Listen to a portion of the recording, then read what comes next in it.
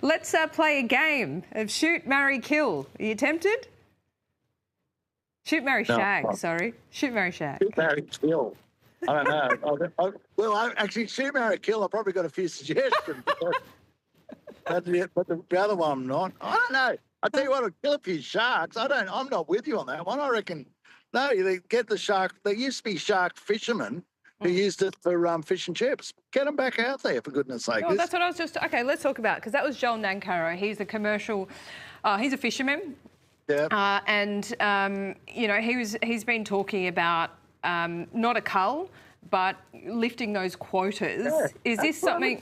Yeah, that's common sense. Yeah. Well, we used to eat flake. Is that what we used to do as kids? Yeah. Flake, yeah. I mean, this is crazy. We've got to somehow say, oh, look, we're part of the food chain. Get stuffed. I'm not going to be part of the food chain.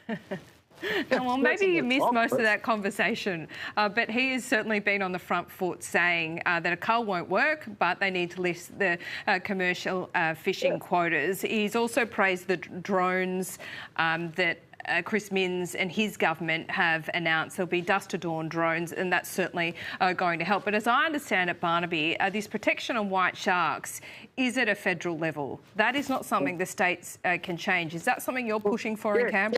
Picture this. A Prime Minister asked a simple party game question and he answered like he was defusing a bomb with his eyes closed. Meanwhile, great white sharks are casually taking up residency at Bondi Beach like they have signed a lease. Today, Barnaby Joyce is here to talk about both, and honestly, neither story ends well for the people currently in charge. Quick favour, if you are loving this breakdown, let me see you hit that subscribe button. Over 90% of viewers have not yet. Please do. It is free, takes a second, and means the world to us. Thank you if you did. Now back to the show. Yes. We've got to stop this garbage of saying, oh, we've just got to accept being eaten by sharks. No, you don't, you know. And if people, when he's saying, I wouldn't go swimming at the beach, gee whiz, that's going to make a lot of tourist towns pretty happy about things, isn't it? I mean, let's go to the coasts and just sit on the sand. Well, what the hell, you know? It's 70 white sharks cruising up and down your beach. I wouldn't go for a swim either, but I didn't know about that. But get the shark fishermen back out there and let's put ourselves above them. They can be part of my fish and chips. Sorry, I like that idea better. Well, what can be done about it, though? No one in Canberra is talking about it. Because the Greens run the show. It's this crazy idea. Shut up all the land so that we can make net zero. Let the sharks eat you because, I don't know, they're entitled to. Run wind towers everywhere and we'll try and organise our electricity from intermittent power. It's all this BS logic that's taken hold of Canberra, and, of course, it ends up getting eaten by a shark. Yeah, I mean, well, seriously, there was a great white shark that was stalking the beach at Bondi Beach for 4 days in a row. This is after a young mother was attacked in Coogee. This is after a young boy was attacked in Sydney Harbour and lost his life. It's been a pretty terrible summer. You know, you're only going to get more of them. Okay, well, what's your commitment to your supporters and your viewers today, our viewers today, in terms of getting this done in Canberra? Because at a federal level, it's the protection status on white sharks. Where's the line on that? Well, we're into protecting people. I'm sorry, that's a bit old-fashioned these days, but we're into protecting people.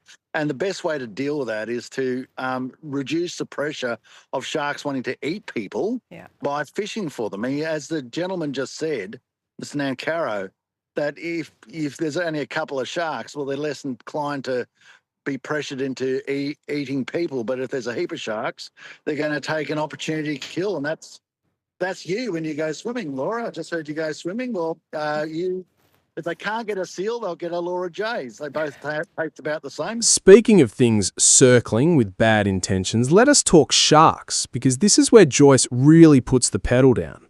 A great white shark stalked Bondi Beach for 4 days straight, like it was scouting real estate. There has been a fatal attack in Sydney Harbour and another incident involving a young mother in Coogee. Joyce argues that federal protections on great white sharks have gone from sensible conservation to something closer to negligence, and his logic is blunt. Fewer sharks in the water means fewer opportunities for sharks to treat swimmers like an all-you-can-eat buffet. He wants commercial fishing quotas lifted, flake back on the menu, and what he calls green ideology removed from decisions that affect beachgoers. Oh, thanks very much. I don't know whether that's a compliment, but I'll take it as one. More seriously, let's talk about Anthony Albanese. Yeah. Are we just, are we a bit lost in our morals here? Is everyone just kind of overreacting to this podcast? I mean, give us a break. As I said before, we're going to break into this. Program for a very important very important message from the Prime Minister of Australia about who he wants to have sex with. No, I just think he has to be a bit cleverer than that. He fell into a trap, but it's a trap a Prime Minister shouldn't fall into. Well, let's look at. I think we have it. Can we? I'll just get our producers to bring it up because I think it's worth playing because the trap was going on the podcast in the first place. Because I'm just wondering how you get out of a question like this. He kind of just agreed to it and wanted to move on from it quickly. I'm not sure. I mean, what's the trap? You ask me the question, I'll answer it as he should have answered it. Okay. We'll ask it. Shoot, marry, shag. I think it was Kylie Minogue, Rhonda Birchmore and Nicole Kidman. Let's have a look rather than me doing it. We're at rapid fire questions now. Every guest gets asked these. Shag, marry, date. Kylie Minogue, Nicole Kidman or Rhonda Birchmore? I've just got married. I'm only 6 months in. But if it goes tits up, let's just pretend. Oh, Kylie, clearly. You'd marry Kylie and shag her and date her?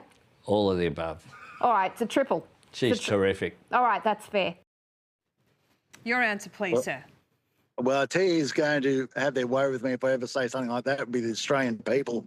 So, no, we just can't answer questions like that. And thank you very much, but no thanks. That is so unlike you, Barnaby Joyce. You're the one. If there's one politician that gets away with things over their career, it's been you.